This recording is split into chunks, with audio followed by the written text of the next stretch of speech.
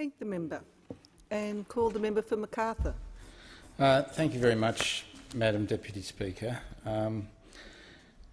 This is a bill that I'm really strongly opposed to, and in contrast to the previous speaker, there are alternatives to the cashless debit card, and that involves putting in proper social supports for families that have difficulties. Now, this is a philosophical problem. Look, it's quite ironic that on a day we're talking about, or we're arguing about whether we should give tax cuts to people earning $200,000 a year, that we're arguing about whether we should extend the reach of the cashless debit card. Now, I have no problem with espousing my objections to this bill. It's paternalistic. There are really no evidence that it is going to change anything. And in fact, for some families and some children, it is very likely to make things worse. If there is a problem with gambling, try and look at the gambling issues. Why do we have so many poker machines? Why do we allow people such free access to poker machines? Now, this is a government that is happy to support the poker machine industry, but not happy to support families in distress. Now, I don't like it when politics becomes personal, but to me this is a personal issue.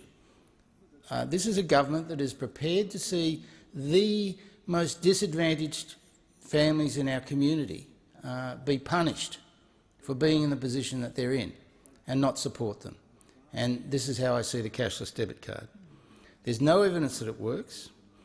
There is very little effort being put in place to increase services for families in distress. In fact, we've learnt recently that the Minister for Indigenous Affairs is reducing support for drug and alcohol counselling for Indigenous families. So it's no good for those on the other side to say there are no alternatives. There are, and that's to provide proper supports for families in distress. In the Labor Party, we support the will of the community, and from what I hear and see, there is no evidence that the community strongly wants the cashless debit card introduced, in spite of what those on the other side say. We have backed community-led trials in the past, but there is no real evidence that's been produced that shows that the cashless debit card is of benefit to these extremely distressed families. Now, yes, many of these families are Indigenous, but there are others, and indeed in my electorate many people are very concerned about the prospect of the cashless debit card be given wider acceptance. And I think they should be rightly concerned, because this is a government that looks at punishing the poor and supporting the wealthy. What I truly doubt is the cashless debit card's capacity to deliver substantial and lasting benefits over the longer term. I think before we introduce social security measures to the poorest in our community, we should be very sure that they work before we punish them further. I've worked with these families for many years. They love their kids, they love their families, but they have difficulties. We need to change the argument. Families who have drug and alcohol problems have medical problems. These are medical problems. And we need to look what we can do to support them. A huge issue in my community is homelessness and the difficulty in getting stable housing. That is one way where the government could help these families.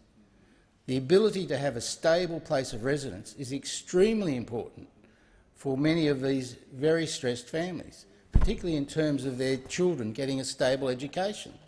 I see families that have to move their kids to school all the time as their housing changes, and the lack of stability of housing is a very important social determinant not only of their health but of their learning. And yet we see a government that's doing very little to improve housing, particularly Indigenous housing, and particularly Indigenous housing in rural and remote areas. So there are alternatives to this punitive measure, and that's to provide proper social supports, something that this government does not appear to acknowledge. We have increasing numbers of children in out-of-home care, particularly Indigenous children. And this government seems to want an argument that we should adopt all those children into other families. What they don't look at is wraparound supports for these very distressed families.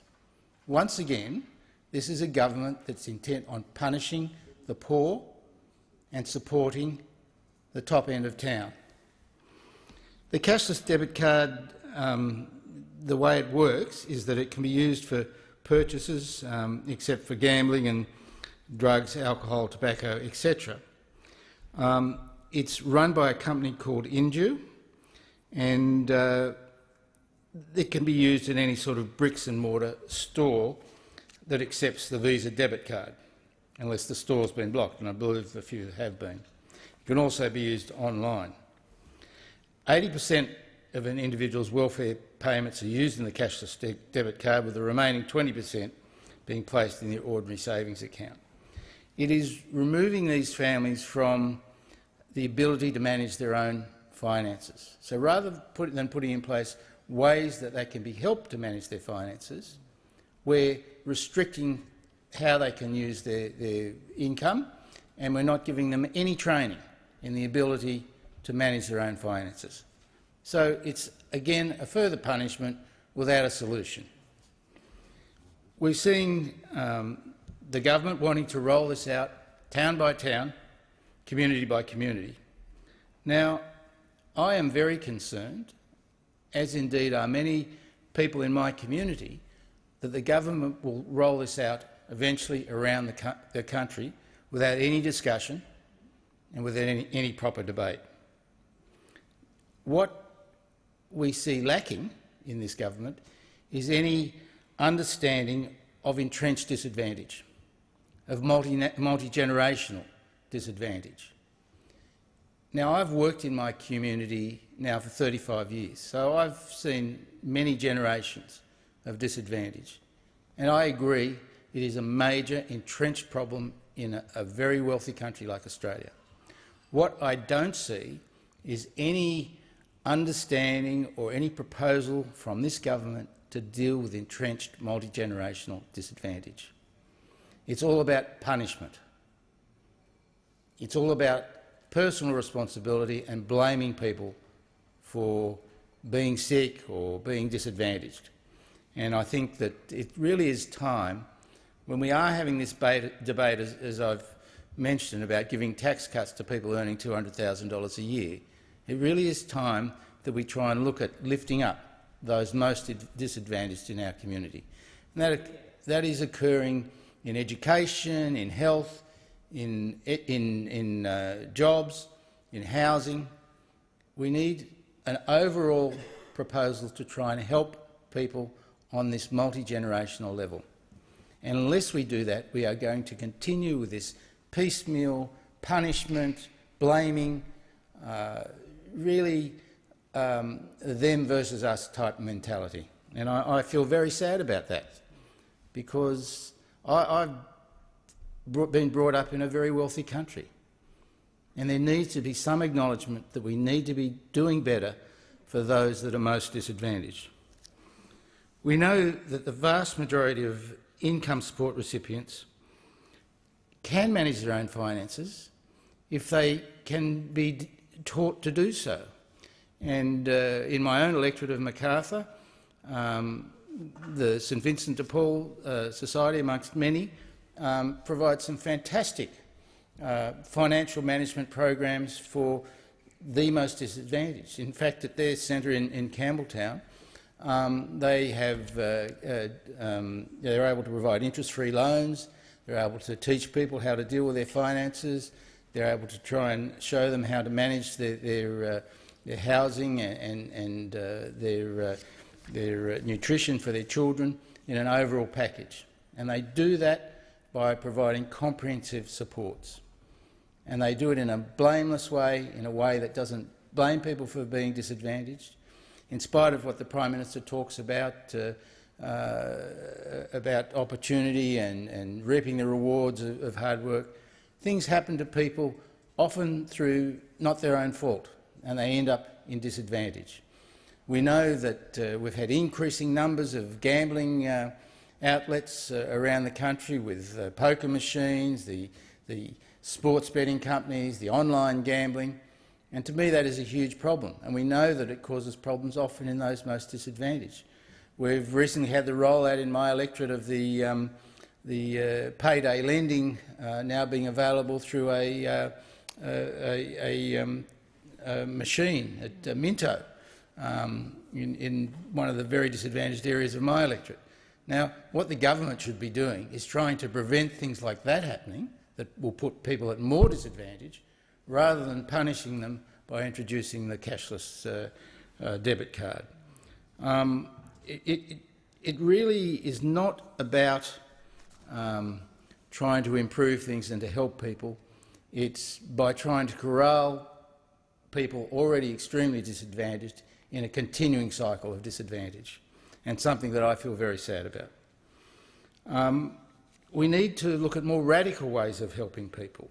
We need to look at wraparound services for these very disadvantaged families.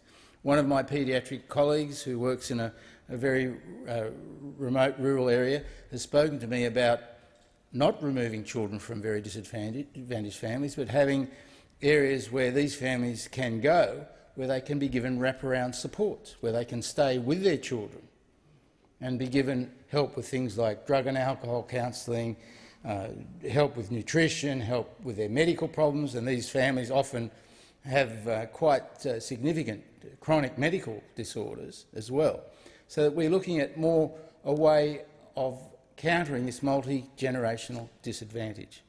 Once again, the cashless debit card is really very likely to, I believe, to compound and continue this cycle.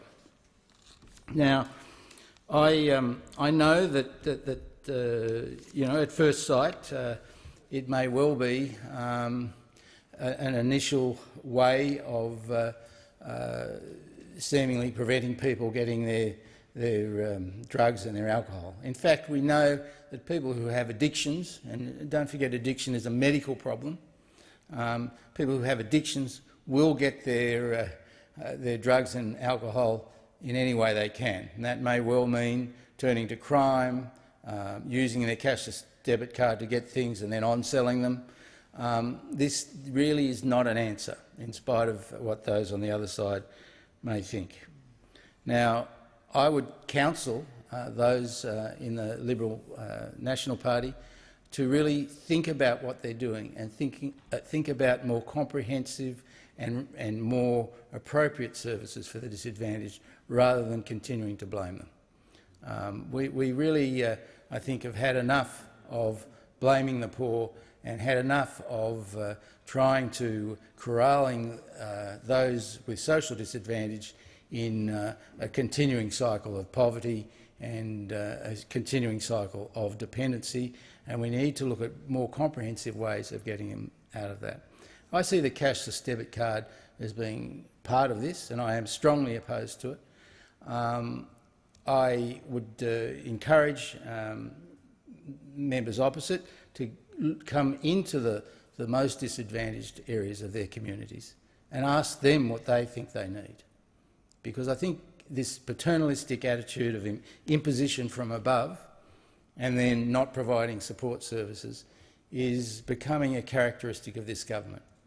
And we've seen this with the cutbacks in Centrelink staff, the difficulties accessing Centrelink for very disadvantaged people. Not infrequently I have people come into my office who have no computer skills at all, asking me and my staff to help them access Centrelink supports. They have no idea, including recently an 88-year-old lady asking for that support. And I think that's very sad and a demonstration of a philosophical problem with the Liberal National Party government. They do not understand the issues of the most disadvantaged, and I feel very, very sad about that.